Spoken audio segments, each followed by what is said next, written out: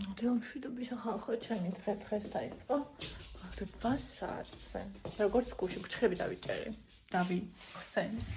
იმიტომ რომ მჭირდება, რა ის, იქით სამარცხელი.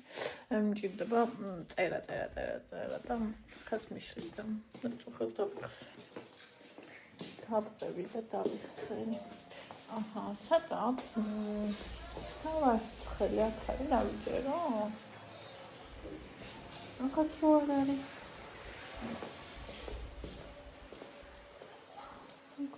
Gide kalır, batıkalı. Ay me, bir daha kaynasa şöyle yapalım. Ay yakamak.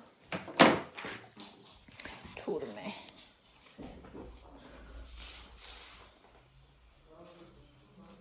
Divan şvidobisa aba როგორ ხართ? აბა როგორ ძანდებით? აბა როგორ გიკითხოთ?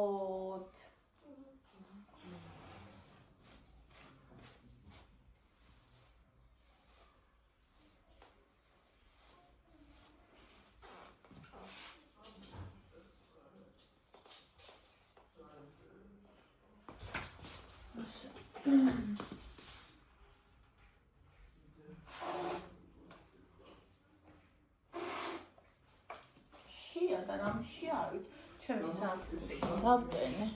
მარტო მაუწყეს გავიკეთო. გეგონება რაღაცა მოკლია ხოლმე საათი 8 მიკეთია. ესე ჯანდაბად გამომიდა გუშინ შევხვდა რაღაცა ვიდეო სტომატოლოგის. რა ჩუო. ეს აიქიმთან მიგიხარო ეს არ მოგირჩება არ მიხვიდეო კბილის ექიმთან, თორე აგაგლეჯავენო და უშო ძალიან საშინელება იქნება და აღარ მოგირჩება საერთოდ და ხოლმე ვიზიტი და მაგის გამო ხვალ გადავდებ რა ვიცი რისთვის გამოვედი რატო და ხო ის საათი ჩემ აგერ დაიტენა ორი კვირა მყოფნის ხალხო ორი კვირა მიყვარს ძალიან აი მე როგორი კარგია გუში რომ იყიდე ზედ ეთყობა როგორი კარგია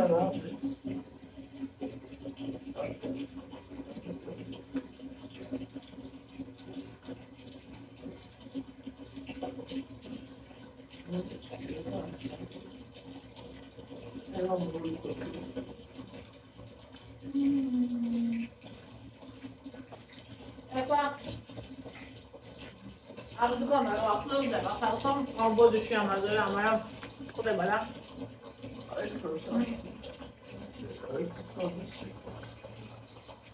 ამდგომარო მოდის ახლა გააძვირებენ ყველაფერს პოსტნეული გახდება ცეცხლის ფასი რა არის უკვე ამილორი რომელიც 6 ლარი ღირდა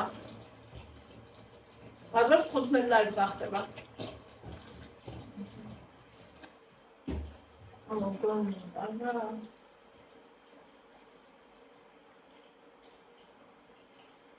Ой, а сейчас берем прямо.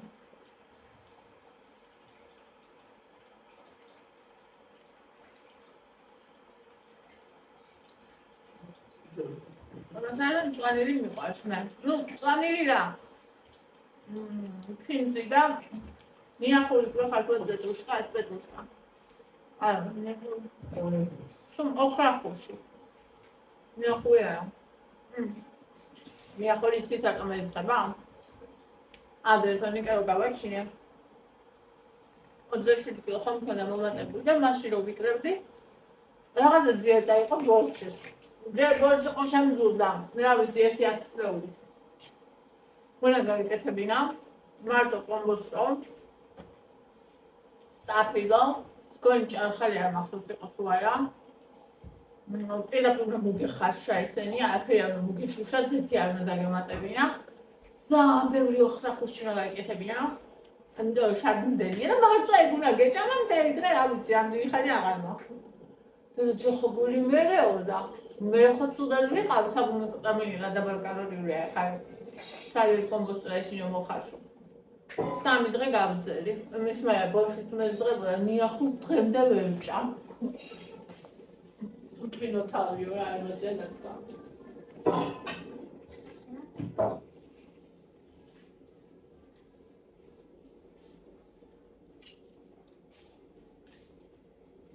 Bene. Grida ancora. Ragazzi, commentare. მოუწყდი შენს ახალ საქმეს და ხანში გემკის რა არის ჩემი ახალი საქმე. რა მაცარე. ახალი საქმე დამატე კიდე. კარგი ჩემი. მარათონისა. რაღაც ჩემი პირველი საქმეებისა. აბა. ჯერა ახალია და ცოტა. მოიწონი რა ჩვენა. perfect. ძალიან მიყვარს ის რომ გუშინ ჩავწერე ვიდეო და ხას უკვე დავინახეთ თქვენი უკვე კავშირი კომენტარების სახით და როგორ მიყვარს აი ამაზე ვიქნები თქვენს უკვე კავშირი ამაზე ავიდა ყველაფერი ამინო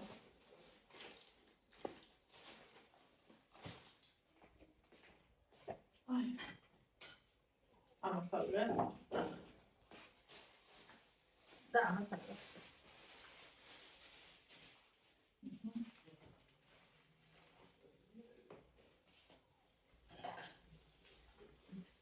ხლა მოვიჭრეთ. ორას გავჭერთ, ვიღამ ორი უკმა. რომ გვედერო. აი, ყველაფერი ეს დღეშია. და კავრა მე წავდი გავჭერთ და ვერ დავჭრებით. ამეხმარით მორალურად რომ კავრა გავწმინდა. შეიძლება დავკარგე ხალხო სახში და მიგეთ იცი რაღაცა. მეორე გავხსენე, იმიტომ რომ ის დესერტ ვერ ვიპოვე. თუ ახალი გავხსენი გუში. აი აქ ნახეთ რა ამბავია. მეგლეთ. ახლა ვინახოთ ესენი მოდი და.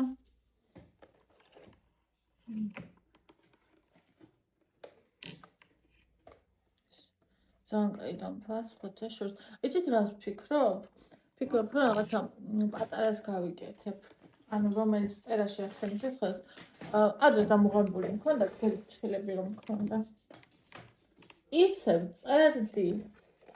ანუ თავიდან ვიტანჯებოდი, მაგრამ მე ისევ წერდი რომ რავი რა, ძალიან ჩვეულებრივ დაჟე რომ მოვიხსენი, მე დამჭირდა მიჩვევა. მაგრამ ეხლა უკვე ისევ გადავეჩვი, რა ვიცი მე. ხო და ძალიან გამიჭირდა. გუში რომ წერდი, საწერი მქონდა საპასუხო და საკომენტარებელი და ესე იგი, აი ძალიან გამაწვალა რა ფრჩხილებმა, სხვას ასოს ვაჭერდი და სხვა ასე იწერებოდა და ძალიან გავბრაზდი. დავჯიდი საღამოს და დავიხსენი. აი ის თუ არა მაქვს გოგოებო. რა ქვია, აი მტვერსასრუტი ამისი სამისო, ხო იცით? ძალიან სრუტია რა, იმიტომ რომ სულ აქ ზედ მეყრება მერე და აი რა გინდათ იქ, რა გინდათ, ყველგან თქვენად უნდა ზრომიალობდეთ.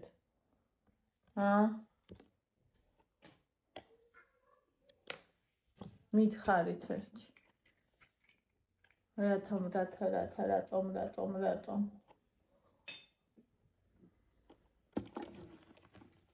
ეს კიდე დამჭირდება, იმიტომ რომ სულად მაქვს მოხსნილი ძალიან ღამე მოვიხსენი.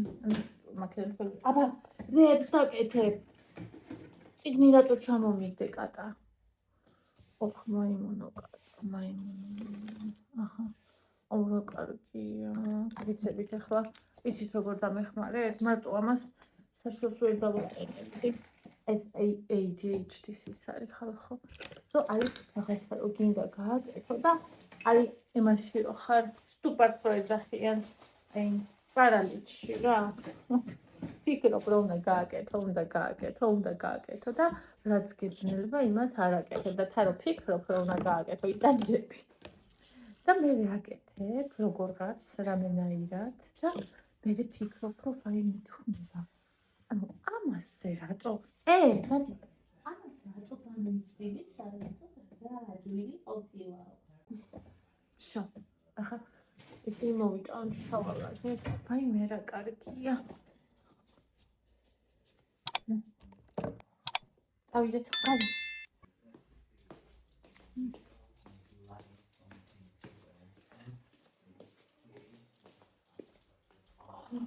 ავიღოთ ჩვენი ტკბილეულობა.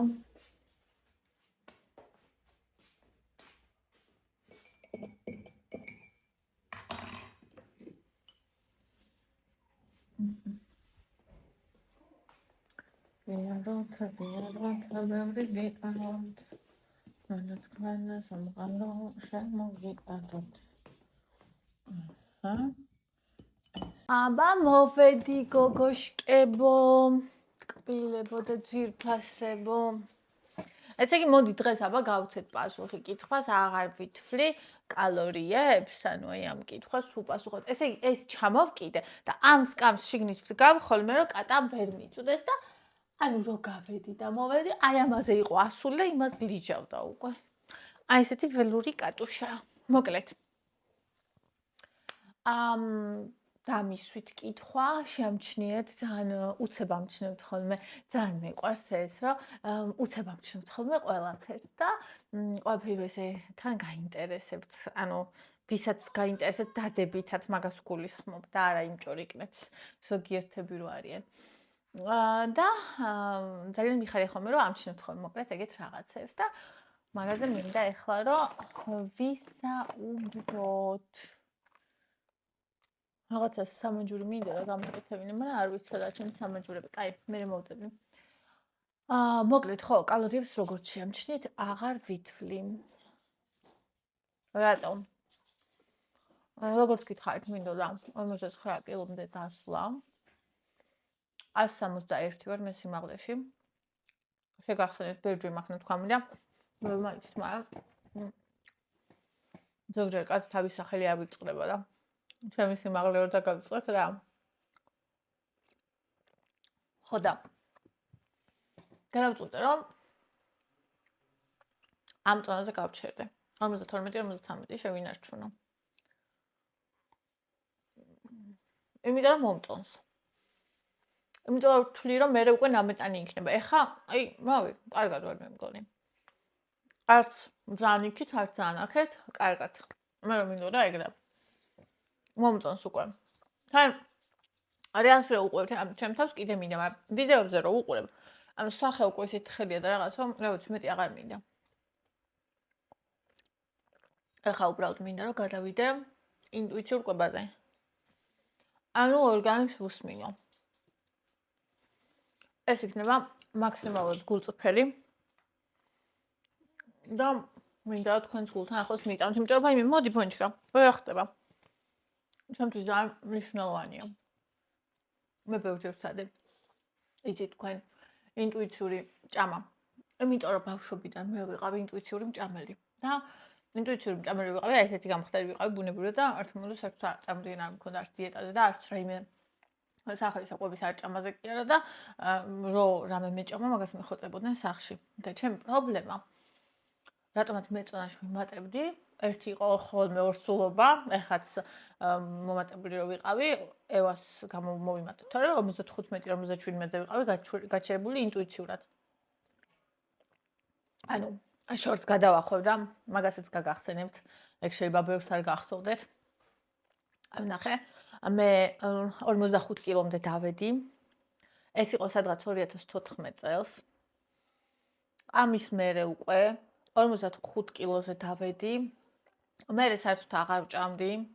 ამჯერ 600 კალორიას, ანუ მე 500 და მე საერთოდ აღარ ვჭამდი. ანორექსიაში წავედი. მოყოლი მაქვს ამაზე ვიდეო, მაგრამ მოკლედ გაგახსენებთ. მე რო შევამჩნიე, რომ ძალიან სულ გამოვიყურებოდი და ბოლოს რო ავიწონე, მაგის მერე აღარ ავწონე, ვარ კიდე რაღაცა პერიოდი აღარ ვიწონებოდი, იმიტომ რომ მეშინოდა, იმიტომ რომ რო ავიწონე 45 კილო ვიყავი. აღარაფერი აღარ მქონდა. უბრალოდ ყველაფერი ჩამოწერილი მქონდა. ანუ აი 47 კილომდე ჩემი ფორმები ნარჩუნდება. მაგრამ 45 კილოზე რაღაცნაირად ყველაფერი შიგნიდან ცხიმი აღარ იყო და იყო კანი. საშემდგომარებაში იყო და გადავწყვიტე დამწო ჭამა. და დავიწყე ჭამა ვეღარ გავჩერდი. გადამივიდა ბულიმიაში. კომპულსიურ ჭამაში, ბულიმიაში, იმიტომ წარმოგიდგენთ თვეების განმავლობაში 300-400-500 კალორიაზე ესე ვიყავ მაშინ. და მე თან არც მიწუდა არაფერი, მაგრამ რო დავიწყე, მე ვეღარ ვჩერდებოდი. ხო. და მე ჩემ თავს პირობა მივეცი, რომ აღარც ანორექსია, აღარც ბულიმია, თუ ზედმეტ შევჭამ, პასუხს ვაგებ, ანუ იმით, რომ მექნება ზედმეტი წონა, მაგრამ ჩემ თავს ამაზე მეტად აღარ დავასარალებ. და ეგ პირობა ჩემს თავს შევუსრულებ პირნაცლად, გოგოებო. ანუ აღარ გამიკეთებია ეგ სისულელეები, აღარც ეგეთი შიმშილები, აღარც ესეთი რადიკალური გზები, არაფერი, მაგის მე ვთქვი და გავაკეთე. აი არ მჯეროდა ხოლმე რომ ამბობენ ამას. რას სახიან ცივინ დაურს ეძახიან მგონი, რომ აი თქვი და გააკეთე. რაღაც შეუძლებელად მიმაშა, მაგრამ ჩემ თავს შევპირდი და ჩემი თავის სიყვარულით გადავხდი ეს ნაბიჯი და ეგ გავაკეთე. მაგის მერე ნელ-ნელა დავიწყე ინტუიციურად ჭამა, ანუ არც იქით არც აქეთ ორგანიზმს მე და ავედი 53 კილოზე. და დიდხანს ვიყავი 53 კილო. სანამ იკა გავიცანი. იკა გავიცანი 2016 მთავრდებოდა და ნუ 17 ვთქვათ, მოდი. 17 იწყებოდა. 2017 წლიდან ჩვენ გქონდა ასე ვთქვათ ურთიერთობა და მიმოწერა და რაღაცები და მაგ პერიოდში 2017 წლიდან დამეწყო ემოციური კვება, იმიტომ რომ მე მქონდა ჩემი პრობლემა ერთი ხო იყო ორსულობებზე ვიმატები და მეორე იყო ემოციური კვება. მაგრამ ემოციური კვებით ნახეთ, ავედი ჯერ 55-ზე, მე 57-ზე და აი ესე ვიდექი. 45-46-17 კილოზე ვდგავარ ხოლმე მე ჩემი ემოციური კვებით. ანუ მაღაზიაზე მოდი მე არ მივდივარ ხოლმე. ინტუიციურად როცა ჭამ და პლუს ემოციურადაც ვჭამ. აი, მანდ ვარ ხოლმე და მანდ ვიყავი. და ესე ევასზე სანამ დავრჩი ორსულად, ანუ 2020 წლამდე ვიყავი 55-57 კილო. ანუ 2014-ში ვიყავი 45, მერე უკვე ნელ-ნელა ავედი 53 და იკა რო გავიცანი ანუ 2017-ში ვიყავი 53 და მერე უკვე 2017-ის ბოლოს ვიყავი 55, 54 ესე, ანუ მოვიმატებდი და მე იკასთან ერთად რო ვიყავი რაღაც 57-ზე ავი და გადავწყვიტე რომ მეთქი всё, ეხა ეს 57 ნამეტანი რომ უნდა დავიკლო თქო და გავიგე ორსულად ვიყავი. სწორედ ანდრიაზეც ეგრე მქონდა. ანუ გადავწყვიტე კი არა და ანდრიაზე 2 კილოგრამ მქონდა დარჩენილი. ანუ ეხლა რო არ ამ წონაზე ვიყავი 50 კილომდე მინდოდა დასვლა. მაშინ ახალგაზრდა ვიყავი და სახეც სხვანაირი იყო. ანუ ასაკში რაღაცნაირად სახე ცხიმები ილევა სახეზე და უფრო რაღაც სხვანაირი სახე გიშევა. რო იქნებ მე უარს ხდება კიდე. ამიტომ სხვა წონა ოპტიმალური სხვა ასაკში. ეგიც ყველა მისად. ხო და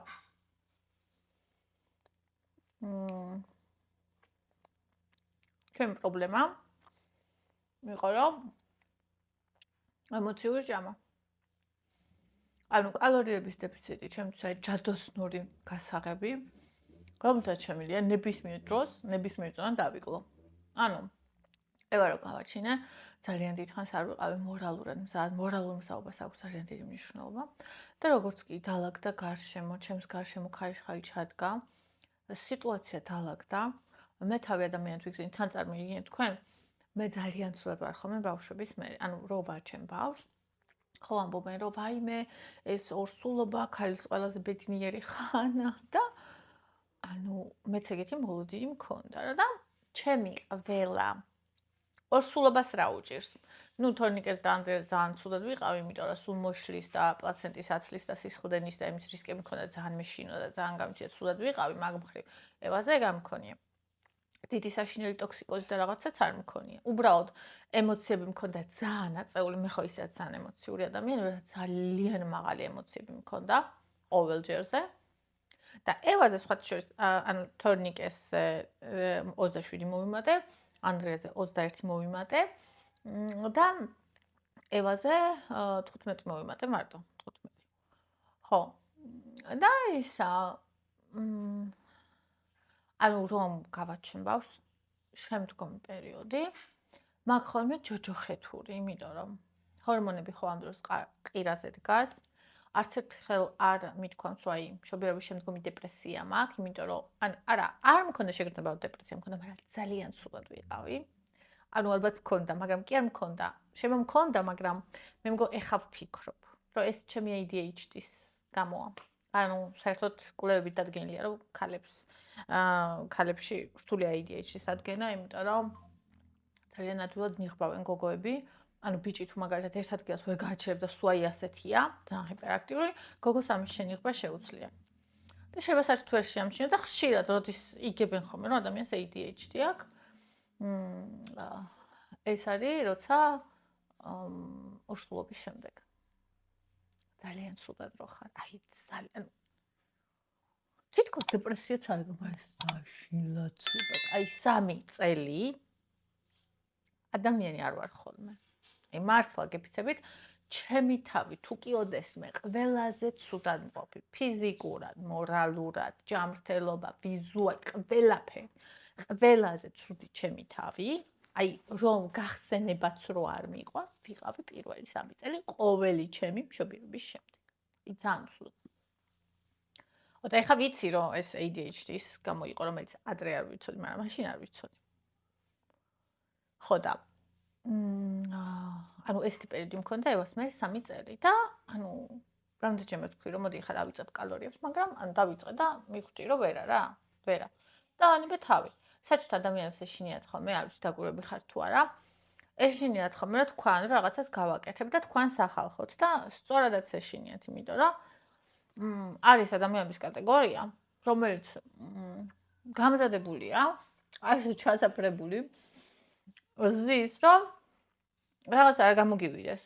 და მე აი იმ ადგილას, სადაც რაღაც არ გამოგია, ფეხი დაგადგას. მიწერდნენ, რომ აი შემოვასწოდეთ, ვერ დაიკლებ ასე ის, ანუ მე ხო ვიცოდი. ჩემი პოტენციალი ზონაში კლების, მაგრამ თქვენ მე მაშინ არხი არ მქონდა. როცა მე ყველაზე და ყავაზე ვიყავი მარტო და ჩემი ნებისყოფა თქვენ არ გინახავთ, თუნდაც თორნიკეს მერე რო ვიკლებდი, რომ აი ხაცა საშინელი იაპონური და ეგეთი დიეტები დოლინა და ეგენი რო იყო. მალწუნის და რა ვიცი, გახსენება არ მინდა. 27 კილო. მოვიკელი მასე. წარმოგიდგენთ. ნებისყოფა მაქვს რკინის. ძალიან კაცრი ვარ. და მქონდა ძალიან ცუდი, რომ აი ამ ხელა თუ შემეშალა. ჩემი თავისთვის პატიება არ ვიცოდი. და ეგ მე გადამივიდა იმაში, რომ დიეტურ აზროვნებაში თუ ცოტა მაინც ისე არ ჭამე, ესე იგი დაარღვია და თუ დაარღვია შეგიძლია ვერ ჭამო და ხვალიდან დაიწყო. ესენი მასწავლა წარსულმა დიეტებმა, რასაც მე ძალიან დიდი ხანი ვებრძოდი და აღმოვხვერი. ხო და მე ევას მერე ჩემი ზედმეტი მომატებული კილოგრამებით, რომელიც მე სინამდვილეში ორ სულობაში მქონდა მომატებული. პლუს მშობიარობის შემდგომი აი ამ ემოციური ფონის გამო რა თქმა უნდა ჭამდი. და იმ პერიოდში იყო რომ მუკბანგებს ვიღებდი. და იმ პერიოდში იყო რომ მუკბანგებს ვიღებდი და ეს კატეგორია ამასაც უნდა რომ დავემცირებინებ შეურაცხყოფა მეყენებინა რაღაცა. ანუ მე მგონია აი ამით მუკბანგებმა გასუქა. და რა ვიცი, ყველანი შეურაცხყოფა. გაიგებთ ის ადამიანები, ვისაც ოდესმე ქონია ზედმეტი წონა და თქვენი ფოტო ან ვიდეო სოციალურ ქსელში დაგიძიათ, ის ადამიანები გაიგებთ მხოლოდ. ანუ მე შეიძლება გითხრათ, მაგრამ ვერც კი წარმოიგენთ, რამხელა აგრესია შეიძლება ადამიანებს გქონდეთ, იმის გამო თუ შენ გაქვს ჭარბი წონა და თუ ხედავთ რომ შენ კიდე ჭამ. კიდე ჭამ რა, ეხა ჰაერზე ვერ გადახვალ, მივხედავთ იმისა, რამდენიც წავედი უნდა იწონდე და კიდე ძალიან პარადოქსულია, ძალიან საშინელი რა იცით? ადამიანი რაც უფრო მეც იწონის, ხო, თითქოს იმდენი მარაგი აქვს ცხიმის და ორგანიზმი ისე უნდა გააკეთოს, რომ პიქს ნაკლები უნდა ჭამოს, არა? იმიტომ რომ ეს ამდენი მარაგი აქვს. და სიამოვნებაში რა ხდება? ანუ სიმაძღრის განცდა ქრება. და სულ არის შემშილის განცდა. წარმოგიდგენიათ? სიმაძღრის ჰორმონები ქვეითდება და შიმშილის ჰორმონები იზრდება. ადამიანს სულ შია, ჭარბი წონა აქვს და სულ შია, წარმოიდგინე რა საშინელება. ამას ემატება რა? თუ მაგალითად ტკბილეულს ვჭამთ, ცომეულს და ეგეთ რაღაცებს, ანუ გლუკოზა. გლუკოზას ვიღებთ, გამოიყოფა ინსულინი, ანუ ამ უცებ ავარდება შაქარი, გლუკოზას რომ მივიღებთ სისხლში, მე ინსულინით ამას უცებ დააგდებს ინსულინი და ისე უცებ ქვიშია. просто წარმოიდგინე. მომატებული მადა და სულ არ ქვიშია. და პლუს ემოციური ყვება რო წარმოიდგინეთ. და ამ დროს ვიღაცები ქვებით რო დგენან და გესვრიან პანჯარაში, ანუ გულისხმობ სოციალურ ქსელებს. არა პირდაპირ მნიშვნელობით. მაგრამ მე რაც რაღაცას ვიტყვი, მე იმას აუცილებლად გავაკეთებ და უბრალოდ მე მჯერა იცით რისი ყველაფერს ამ თხოვაში თავის დრო აქვს. და როცა ეს ჩემი 3 წელი გავიდა, ეს საშინელი 3 წელი. როცა დაგვისტაბილურდა მდგომარეობა, მიკა მუშაობა დაიწყო, მე შიში რო აი მე რო ვეღარ იცით ამ ხალხი შიში მქონდა რომ მე რო ვეღარ ვიმუშაო, ჩემს შვილები დარჩებიან თქო. აი უდიდეს შიში მქონდა ამისი და ეგ შიში მომეხსნა ცოტა ამოვისუნთქე, ანუ იმას მუშაობა დაიწყო. კი, ანუ დიდი ოჯახი რო იმხელა ხარჯებია რო, რა ვიცი, და თან მე ისეთი ადამიანი ვარ, რომ არ შემიძლია ბავშვს რაღაცაზე უარი უთხრა რაღაცა, ეს კიდე ცალკე საკითხია, რაღაცა რო უნდა, არ შემიძლია ხოლმე რომ არ კონდეს, იმიტომ რომ ბავშვობა ერთი აქვს. კი, გასაგებია რომ მე აღარ რჩება არაფერი რომ შეაპროვო და წინ წახვიდე და ბლა ბლა ბლა, მაგრამ მაგაზე ვფიქრობ რომ მეტი უნდა იშოვო. ის კი არა რომ ისა ანუ ბავშვს მაგალითად უარი უთხრა რაღაცაზე, შეიძლება ნივთი იყოს, შეიძლება რა ვიცი, სადმე წასვლა იყოს, შეიძლება საჭმელი იყოს. ეს ჩემი გაგება არავის არ ვახავებ თავს.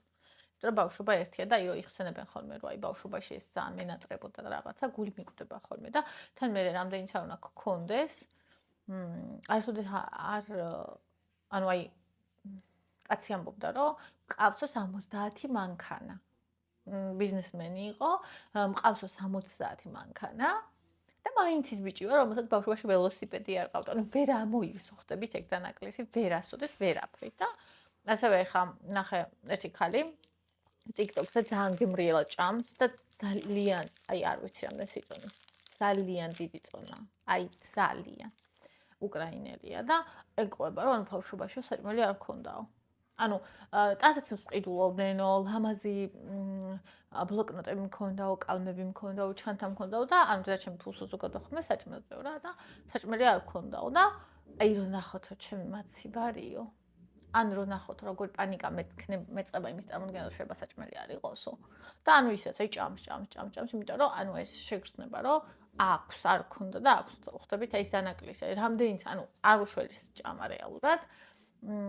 იმიტომ რომ იმას ვერ ამოივსებს ვერასდროს, აი იმ სიცარიელეს. ხშირად ჩვენ იმ სიცარიელის ამოვსებას ვცდილობთ საკვებით, რასაც საკვები ვერ ავსებს და ეგ არის ხოლმე პრობლემა და აქაც კი ბავშვობაში საჭმელი აკლდა, მაგრამ დღეს ჭამა იმას ვერ ამოუსებს. ანუ იმ ბავშვს, რომელსაც მაშინ საჭმელი უნდოდა და არ ქონდა, დღეს ვერ დაანაყრებ.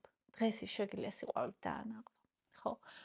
და ამას ძალიან დიდი მუშაობა უნდა ფსიქოლოგიური. ძალიან ჭკვიანი ქალია, ძალიან ქარიზმატულია, რომ გინდა რომ უყურო და უსმინო და ვაიმე ისეთი კომენტარები იწება. ანუ ადამიანს კი ვერ ხედავენ. ადამიანები ხედავენ წონას და ფორმას. ანუ არ ვიცი просто. ხო და მე ძალიან მომწონს მოკლედ ეგ ქალი და ისიც მომწონს რომ ანუ თავის პრობლემას კი არ ამბობს რომ არა მე პრობლემა არ მაქვს. ამბობს რომ მე მიყვარს ჩემი თავი ისეთი როგორიც ვარ ყოველთვის. მე ვიცი რომ მე მაქვს სერიოზული პრობლემა და მე მინდა რომ ეს პრობლემა მოვაგვარო. და ეს მიდგომაც ძალიან მომწონს. ასევე იუმორი და ისიც აქვს და ძალიან კაი ქალია რა, ძალიან ისეთი ქარიზმატული და ისეთი, მოკლედ ძალიან მომწონს. ხო და ის მოვიყვანე მაგალითად, რომ ანუ რაღაც ბავშვობის რაღაცა რო აკლიათ ხოლმე ადამიანებს, მე დიდობაში ცდილობენ ეს ამოივსონ და ეგ არ მინდა რომ ქონდეთ ჩემ შვილებს. ანუ შეიძლება მე ყველაფერი ვერ შევძლო რა თქმა უნდა, მაგრამ ნუ რასაც შევძლებ. თუმცა მეორე უკიდურესობაც მოდის და ესეც გასათვალისწინებელი აღმერთო რამდენი რამე გასათვალისწინებელი შემიშველი. ხო და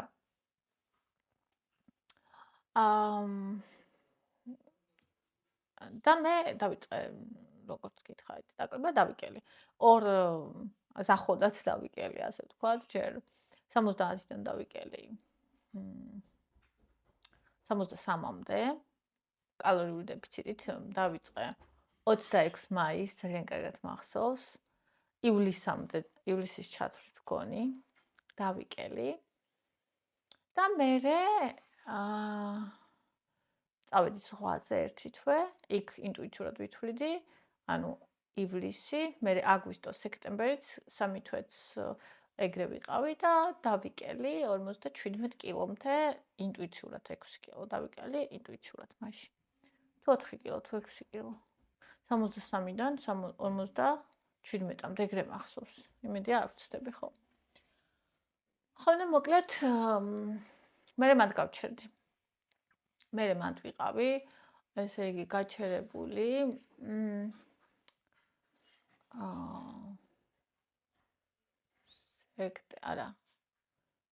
აგვისტო, სექტემბერი, ოქტომბერი, ნოემბერი, დეკემბერი, იანვარი, თებერვალი, მარტი, აპრილი, მაისი, 2 მაისამდე. 2 მაისამდე და მოვიმატე. არა, მე კიდე გავაგრძელე მაშინ კალორიების და 54-მდე დავიკელი და მე ამ 10 თვეში 4 კილო ისევ უკან მოვიმატე, იმიტომ რომ ემოციური კვებები მქონდა. ვცდილობდი მაგ პერიოდში, რომ ინტუიციურ კვებაზე ყოფილიყავი, მაგრამ არ გამომდიოდა და ემოციური კვებები მქონდა. ეს თუთ რაღაცას წერენ და ვნახავ. ხო და მოკლედ ჩემო ძვირფასებო და კარგებო. ეხლაც კიდევ ერთხელ გადავწყვეტე, რომ ვიყო ინტუიციურ კვებას და ასე შევინარჩუნო. თუ დავინახავ, რომ ვთქვათ, ვიმატებ, ისევ დავითვლი კალორიებს და ესე, ეხლა აღარც რამე ღმერთო შენ დამიფარე და შენ დაგვიფარე ყველა.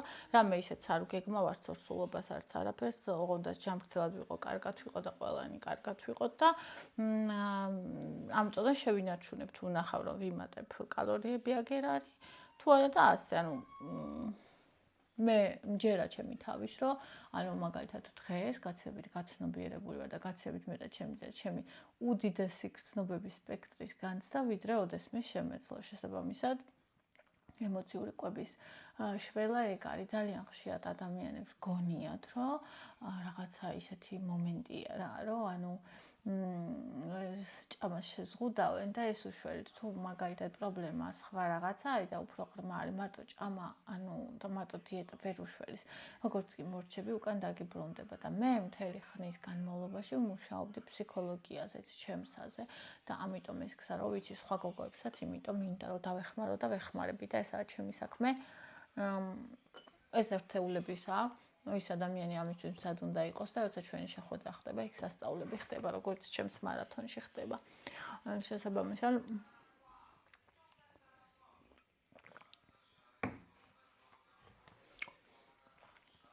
ამ ხოლმე პასუხი გაგეცი. ვარ ინტუიციურ კვებაზე ახლა. ჩემს ემოციებს ვუსმენ, ვაკვირდები. კი, ზოგჯერ მეც ვჭამ, მაგრამ უმეტესად ორგანიზმს ვუსმენ და სასაცილოთით რა არის? როცა ორგანიზმს ვუსმენ, იმდენად ცოტას ვჭამ, რომ მეშინია, რომ ძალიან დავიკლებ.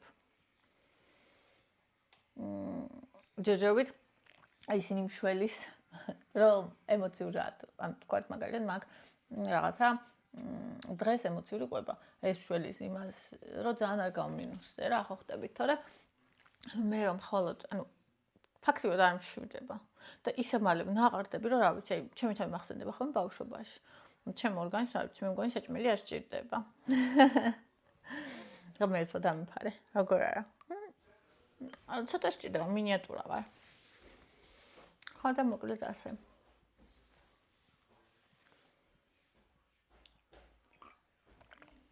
ტელეგრამში ჯგუფი გავაკეთე, სადაც ვწერ მთელი დღე ვაგდებ რას ვჭამ ინტუიციურ კვების დროს და ვწერ რას ვგრძნობ. იქ მყავს ჩემი მარათონის გოგოები დამატებული, რომელთაც აქვს პრივილეგია, რომ ჩემს ინტუიციურ კვებას დააკვირდნენ და თუ მე შევძლებ ნამდვილ ჯანმრთელ ინტუიციურ კვებამდე მივიდე. ადამიანი, რომელსაც ჰქონდა კვებითი აშლობის ეს ისტორია, სხვებსაც ვასწავლი ამას. ოღონდ ჯერ ჩემ თავზე, რაც ჩემ თავზე გამოცდილი არ მაქვს, მე იმას სხვას ვერ ვასწავლი. შესაბამისად, ასე და ამრიგად შემოკარგებო და შემოძვირფასებო. ხო. რას ფიქრობ ტელეგრამ ჯგუფი რო გავაკეთო თქვენთვისაც?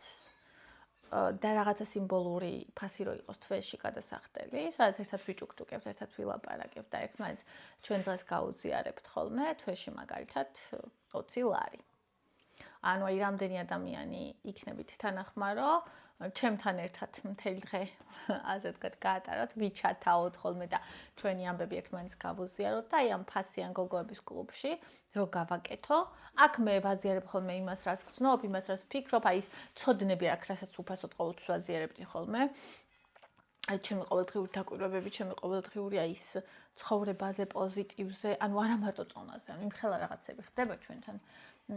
ჩემთან და ჩემ გოგოებთან იმხელა ტრანსფორმაციები, რომ არ ვიცი, ანუ ვიფიქრე, რომ მეკითხა და თუ გენდომებათ, Telegram-ს გავაკეთებ თქვენთვისაც, სადაც შეძლებთ, რომ ყოველთვიურად რაღაცა სიმბოლური ფასის გამო, ანუ ფასის მე ჩემ დროს გავიღებ, რომელიც უნდა მოვაკლო ისევ ჩემს ცხოვრებას და თუ თქვენ რაღაცა სიმბოლური თანხა გიღებთ თამაში რომ გადაიხადოთ, მე შემომით გავაკეთებ და რაღაცა ესე რამდენიმე, ბევრი რო ვიყოთ არ მინდა. ანუ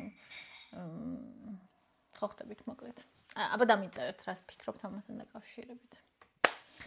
ხო, მოკლედ მიყვარხარ ძალიან. დალექით ვიდეო, გამოიწერეთ არხი. გკოცნით, გეხვევით და დროებით გემშვიდობებით.